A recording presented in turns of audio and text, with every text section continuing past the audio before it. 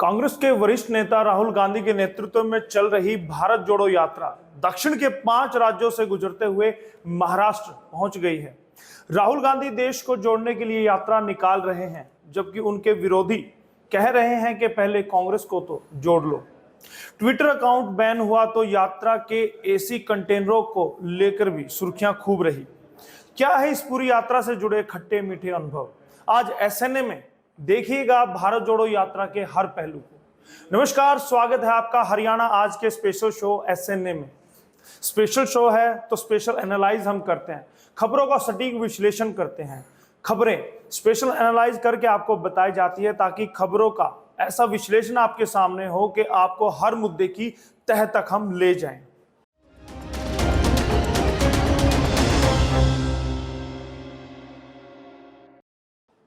भारत जोड़ो यात्रा 7 सितंबर 2022 को कन्याकुमारी से शुरू की गई थी। यह 3570 किलोमीटर लंबी 150 दिवसीय नॉन स्टॉप चलने वाली 5 महीने की पदयात्रा है, जो देश भर के 12 राज्यों और 2 केंद्र शासित प्रदेशों को कवर करेगी, जिसमें राहुल गांधी दिन में लोगों से मिलेंगे और अस्थायी आवास में रात को सोएंगे। कांग्रेस की यह यात्रा कन्याकुमारी से श्रीनगर तक की है। फिलहाल यात्रा का काफिला महाराष्ट्र पहुंचा है। इसके बाद मध्य प्रदेश, राजस्थान, हरियाणा से होते हुए यात्रा जम्मू के श्रीनगर में खत्म होगी। अब यात्रा महाराष्ट्र में है और यहां कुल 381 किलोमीटर भ्रमण करेगी। यह 15 विधानसभा और 6 संसदीय क्षेत्रों से गुजरेगी। इस मौके पर प्रदेश कांग्रेस अध्यक्ष नाना पटोले, कांग्रेस विधायक दल के नेता बाला साहब थोराट और पूर्व सीएम अशोक चव्हाण, महाराष्ट्र कांग्रेस के कार्यकारी अध्यक्ष नसीम खान समेत प्रमुख नेता मौजूद रहे। इस मौके पर कांग्रेसी कार्यकर्ताओं की भारी भीड़ रही। तेलंगाना का सफर पूरा करने से पहले पार्टी की मुन्नुगोडे सीट पर हुए उपचुनाव में मिली हार कांग्रेस के लिए गुजरात में एक सबक है। पार्टी के अंदर यह मांग उठने लगी है कि यात्रा के साथ साथ विधानसभा चुनाव प्रचार पर भी ध्यान देना चाहिए, क्योंकि चुनावी असफलता यात्रा की सफलता पर असर डालेगी। पार्टी के एक वरिष्ठ नेता ने कहा कि मुन्नुगोडे सीट पर शिकस्त हमें आईना दिखाने के लिए काफी है। पार्टी लगातार यह कहती रही है कि यात्रा से कार्यकर्ताओं में नया उत्साह पैदा हो रहा है, पर चुनाव परिणाम इस उम्मीद के खिलाफ है। ऐसे में पार्टी को यात्रा के साथ हिमाचल प्रदेश और गुजरात चुनाव पर भी ध्यान देना होगा। चुनाव प्रचार को स्थानीय नेताओं के भरोसे नहीं छोड़ा जा सकता। भारत जोड़ो यात्रा में बहुत सारे विवाद जुड़े हैं। भारत जोड़ो यात्रा का ट्विटर हैंडल हुआ था ब्लॉक।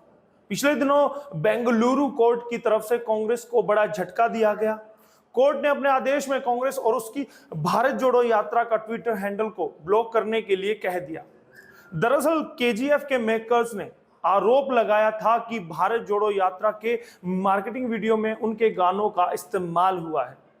उसी केस में कोर्ट ने यह आदेश दिया था। बच्चों का राजनीतिक दुरुपयोग करने का आरोप। भारत जोड़ो यात्रा में कथित तौर पर बच्चों को शामिल करने पर कांग्रेस और राहुल गांधी मुश्किल में घिरे नजर आए थे।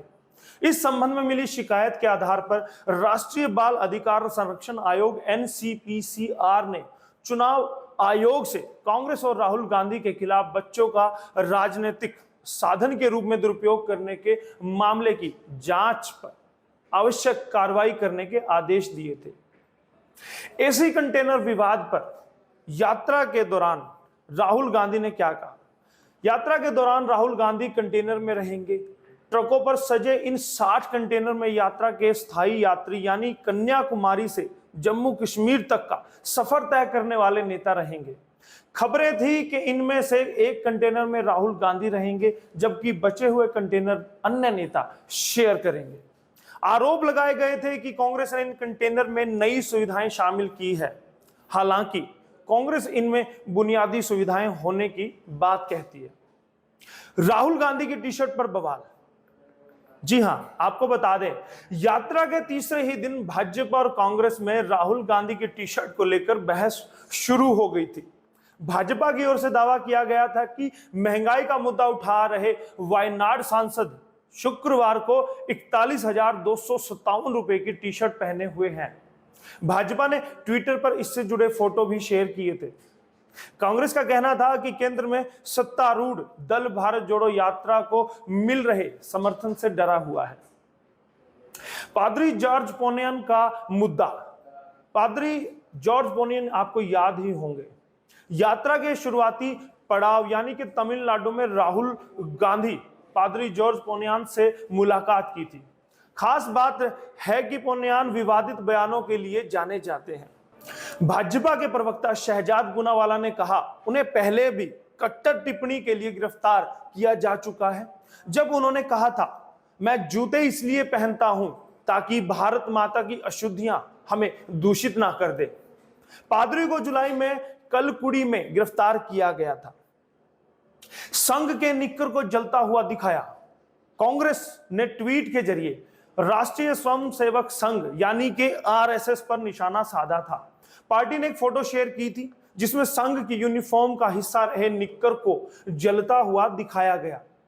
इस पर भाजपा युवा मोर्चा के अध्यक्ष तेजस्वी सूर्या ने सवाल उठा दिए थे। उन्होंने कहा था कि उनकी पहले जलाई हुई आग ने अधिकांश भारत को जला दिया है। राजस्थान और छत्तीसगढ़ बचे हुए सदस्य भी जल्द जलकर खाक हो जाएंगे। क्रांतिकारियों से जुड़े फोटो पोस्टर से गायब।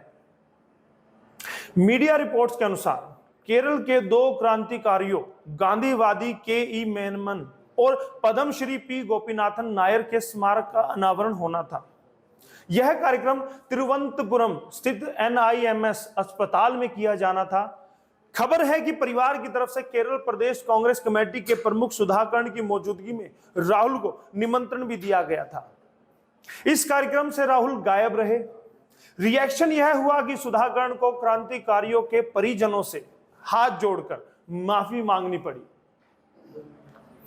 कांग्रेस की यात्रा रूट पर सवाल। केरल में पार्टी करीब 19 दिनों तक पद यात्रा पर थी। कांग्रेस की इस यात्रा पर केरल के सत्तारूढ़ CPM के नेता सवाल उठाए हुए हैं। वाम दल का कहना है कि कांग्रेस को भाजपा शासित राज्यों में ज्यादा ध्यान देना चाहिए। CPIM ने ट्वीट किया था कि केरल में 19 और उत्तर प्रदेश में 2। यह भाजपा और RSS से लड़ने का अजीब तरीका है। यात्रा से बौखलाई बीजेपी। भारत जोड़ो यात्रा में बढ़ते हुजूम से भारतीय जनता पार्टी बौखलाई हुई है। अब यह यात्रा मध्य प्रदेश में प्रवेश करने जा रही है। प्रदेश में 20 नवंबर को यात्रा का प्रवेश होगा। इससे पहले ही मध्य प्रदेश की बीजेपी सरकार डरी और सहमी नजर आ रही है। इसका उदाहरण एक दिन पूर्व नेता प्रतिपक्ष डॉक्टर गोविंद सिंह के समक्ष युवक का लोडेड देसी कट्टा लेकर पहुंचना है। कांग्रेसी नेताओं ने आशंका व्यक्त की है कि राहुल गांधी की यात्रा जब मध्य प्रदेश में प्रवेश करेगी तो भारतीय जनता पार्टी असामाजिक तत्वों के माध्यम से यात्रा में व्यवधान उत्पन्न कर सकती है। नेताओं ने कहा कि सत्ताधारी दल होने के नाते बीजेपी की यह जिम्मेदारी बनती है वह जिम्मेदारी से अपना काम करे। बीजेपी सरकार राहुल गांधी की यात्रा को निर्विघ्न संपन्न होने दे। भारत जोड़ो यात्रा से होगा क्या हासिल?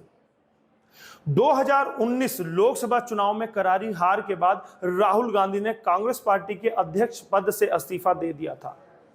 तब से राहुल गांधी कांग्रेस को मजबूत करने की कवायद में जुटे हैं। फिलहाल भारत जोड़ो यात्रा के जरिए राहुल जनता के बीच हैं और अपनी छवि सुधारने की कोशिश में जुटे हैं। राहुल भारत जोड़ो यात्रा के जरिए पिछड़ चुकी कांग्रेस विचारधारा को लोगों तक पहुंचाते हुए पार्टी को एकजुट करने की कोशिश में लगे हुए हैं। अब ऐसे में देखना यह है कि आने वाले चुनाव में इसका क्या असर होता है, क्योंकि 2024 लोकसभा चुनाव भी अभी ज्यादा दूर नहीं है। बहुत बहुत धन्यवाद SNA के इस एपिसोड को देखने के लिए। आपको SNA कैसा लगता है हमें कमेंट करके जरूर बताइए। और दोस्तों हरियाणा आज से आप जुड़े रहिएगा, क्योंकि देश प्रदेश की सारी खबरें हरियाणा आज आपको दिखाता है। नई नई अपडेट और नई नई ब्रेकिंग के लिए आप हमेशा जुड़े रहिएगा। बहुत बहुत धन्यवाद। SNA से हरियाणा आज के लिए यशपाल कंच।